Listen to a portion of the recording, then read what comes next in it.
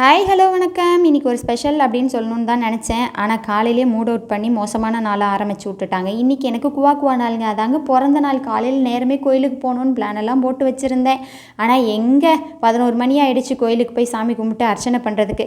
நமக்கு கொடுக்க வேண்டிய காசாக இருந்ததுன்னா வாயே திறக்க மாட்டாங்க. நம்மளே போய் கேட்டாலும் நம்ம என்னமோ அவங்கக்கிட்ட கடன் வாங்கின மாதிரி பேசுவாங்க.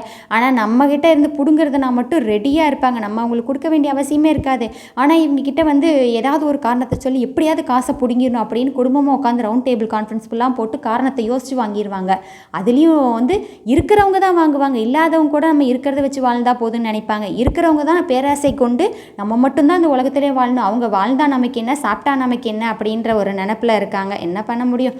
நம்மளும் இந்த உலகத்தோட உலகமாக வாழ்ந்து தான் ஆக வேண்டியது இருக்குது. சாமியை கும்பிட்டுட்டு அப்படியே காய்கறி வாங்கிட்டு, நம்ம எப்போவும் எண்ணெய் வாங்குகிறோம் இல்லையா, அந்த எண்ணெய் கடையில் வந்து விளக்கெண்ணெய் ஆட்டலை, அதனால் வேறு கடையில் விளக்கெண்ணெய் வாங்கிட்டு அப்படியே வந்து எனக்கு ரோஸ் மில்க் வாங்கணும் அப்படின்னு முடிவு பண்ணிட்டேன்.